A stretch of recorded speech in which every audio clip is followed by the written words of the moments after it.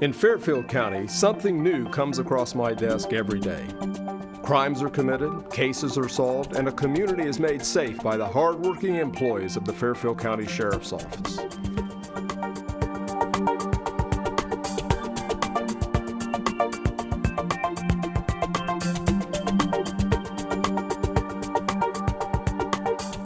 Welcome to This Week with Sheriff Dave Phelan, a weekly program on LancasterTV.com. We're also carried by a number of radio affiliates here in Lancaster. Do appreciate you, the viewers and listeners that join us each and every week. We're also on the Fairfield County Sheriff's website, and I appreciate the students here at Fairfield Christian Academy that we tape the program.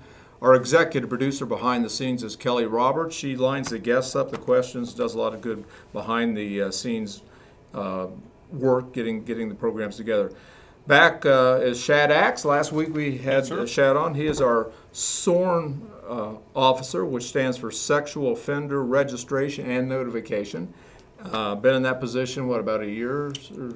Not quite a year, about 10 months. 10 months? Just short. And did you do it at one other time a few years ago? I actually started when I was in the Detective Bureau. I helped Detective Bumgart with it back in 2004. And I just served as his backup and did that for 3 or 4 years. And then once I went out to patrol, I helped him do address verifications. And then I left that, and Deputy Skeen started helping him. And then ultimately, Deputy Skeen took over. So it's with 150 offenders, it's just about a full-time position, although you do a lot of different things. Oh, that's most definitely. So an offender comes in, and we talked last week about the 3-tier process based on the seriousness of the offense. And they come in to report to you. What information do they have to give you? They are required, and it's a litany of information from work address to their home address to cell phones to any vehicles that they have.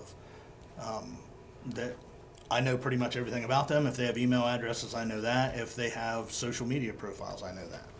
I mean, they're required to give me all kinds of things. So again, and that is to kind of keep them accountable, but also because many do reoffend. Not all, though. I mean, No. I think that's not fair to say that all reoffend, but a number of them do, right? Probably, if I put a percentage on it, I would say 10 to 15%. I mean, it's not a large, and a lot of those are failure registers, which is an offense for, to qualify under reoffending. But an actual, another sex offense, I mean, there are people that definitely do that. And then you actually go out occasionally and verify that they are living at that address and those kind of things, right? We're required by law once a year to go out and do address verifications. I tend to do at least twice. Some of the higher tier 3 offenders, I'll go out 3 and 4 times, just to make sure every single time where they're living at is where they claim to live at is where they're actually at. And then they'll get charged if they're not at the living their stuff. Are there restrictions as far as places they can live, places they can work, or places they can go? There is, but there's multiple levels to it. Anything that was pre-Adam Walsh Act, they're grandfathered in under the old system where there was no restrictions. So we'll have people call in all the time saying, this guy lives, right across the street from General Sherman. Yeah. Well, he's a pre-Adam Walsh offender, which means he's allowed to. There's no restriction on him. Now, after the Adam Walsh Act was passed, they have to be 1,000 feet outside of a zone from a school, a daycare, parks, things along those lines. But yet they can still walk by the school or go to the park, right? They could go and hang out at the school all day long, and there's absolutely no offense to that whatsoever, which doesn't seem to be... Doesn't make a lot of sense. No, when they wrote that, they probably didn't think about that. Any restrictions on where they can work, or? No, actually, well, I mean, other than obviously working in schools, things along those lines. Okay. But as far as working beside of a school, they're allowed to work there. And is it one of the categories where they cannot get it expunged? Under current law in the state of Ohio, anything above a tier 1, you can't. Tier 2, you can't, and tier 3, you can't get it expunged. Tier 1, after you've completed, I want to say 5 years of registry, you can now petition the state of Ohio to be removed as long as you've had no offenses during that time frame. That's just a law I read recently, and I'm not overly versed in it, but right. I know there's a way to petition it. Okay. And You know, when we think about some of the offenders are very dangerous that are abductors, but there are situations where maybe someone was 20 years old and they had an inappropriate relationship with a 14 or 15-year-old, or maybe they didn't even know their ages. I've heard that before. So that can happen. I have one that he's out of California and he's a lifetime registrant because he's an out-of-state offender. And he's one of my ones that I throw to. He was, I want to say 16 and had sex with a 15-year-old girl. Where in the state of Ohio, you know, he probably wouldn't have gotten near as much trouble as he did in the state of California, but he spent 5 years in juvenile prison in California, and he's now a lifetime registrant based off of that. And he's never had an issue since then. So the Adam Welch Act really consolidated or put into place something that would be a national registrant facility or before Adam Walsh, it was kind of up to each state on how they governed, and I mean, you know, every state had their own law for sex offender registration. The Adam Walsh Act became a federal statute, which made every state fall into the same lines, which is really good because I can now pull up sex offenders in California or Oregon. If one of my guys moves, I can let, you know, California know he's coming. Where before, you know, we didn't really have any way of letting other states know this guy's going to move into that area. So if they move from a different state into Ohio or vice versa, they have to register across the United States, correct? If they leave my jurisdiction, go to Franklin County, they have 3 days. If they leave and go to Texas, upon getting there, they have 3 days to register with them and let them know they're there. Wow. So lots going on.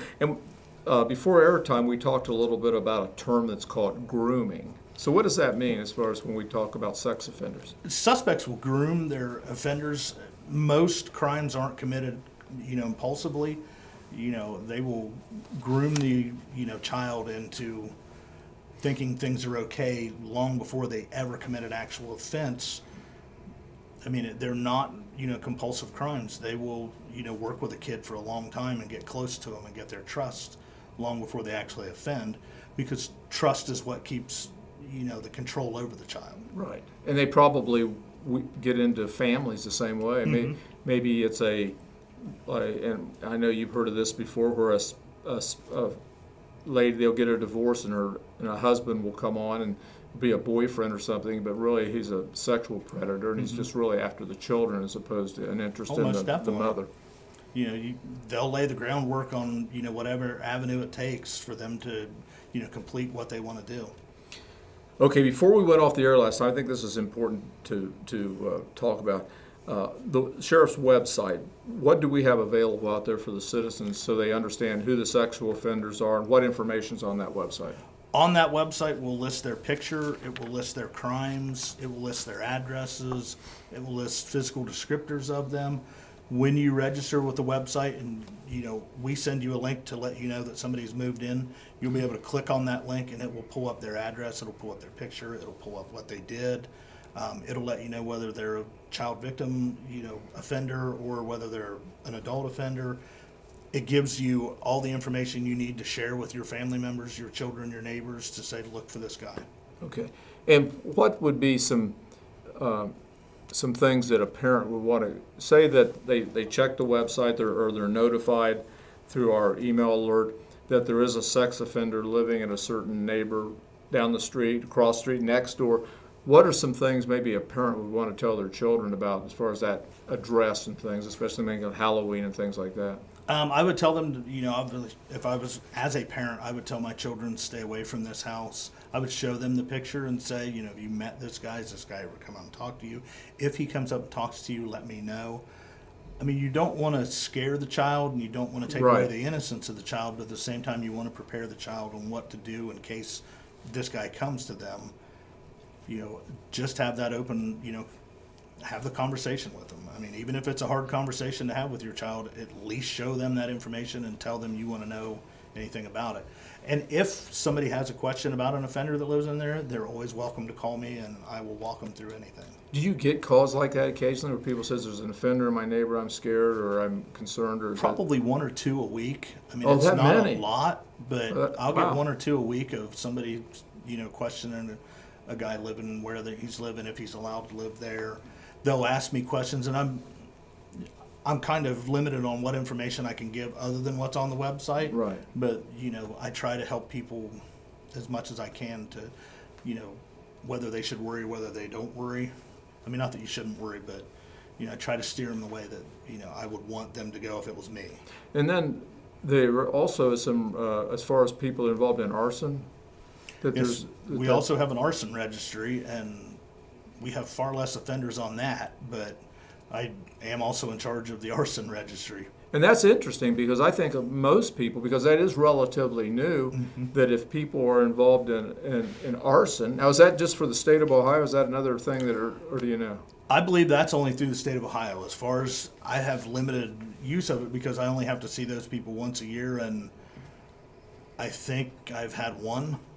I mean, I have there's not very many knowledge on it. No. So yeah, I wonder even how they get in. That's something probably the judge has to make a determination whether they're going to make them as a resident. But you just have one right now, huh? Yeah. And wow. I saw him about 8 months ago. Wow. But I can see where it would be nice to know if your neighbor, likes to start fires. That would be good to know. Yeah. That would be good to know. And there's also, you think about different serious, like murders and all kinds of things. So I guess they could carry that indefinitely, couldn't they? Most definitely. To different charges. Now, let's just change gears here. We have a couple minutes left. You remember the SWAT team? I was a member of the SWAT team for 10 years. Wow. And as a SWAT team member, you have any interesting stories? I have a lot.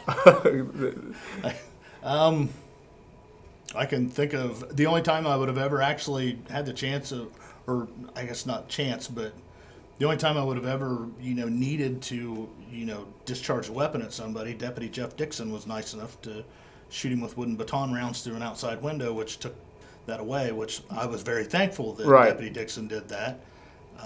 We've had entries where we couldn't get in and it took longer than normal to get in. Right. And there's a lot of fun stuff, that happens that we all laugh about afterwards, but at the time we weren't laughing. So what made you decide to be a deputy?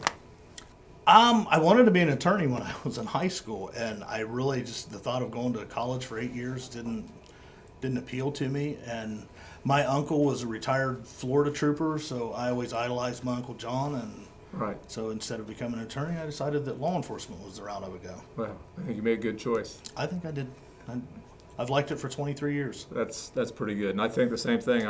I can't think of many days that I really don't.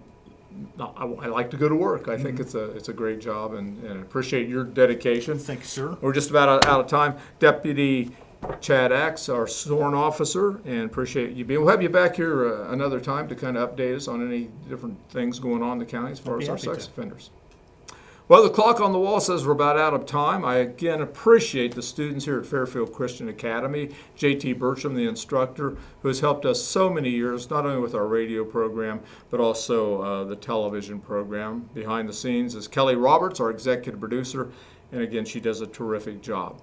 Well, the clock on the wall says we're out of time. Until next week, same place, same time. God bless, and we'll see you right here.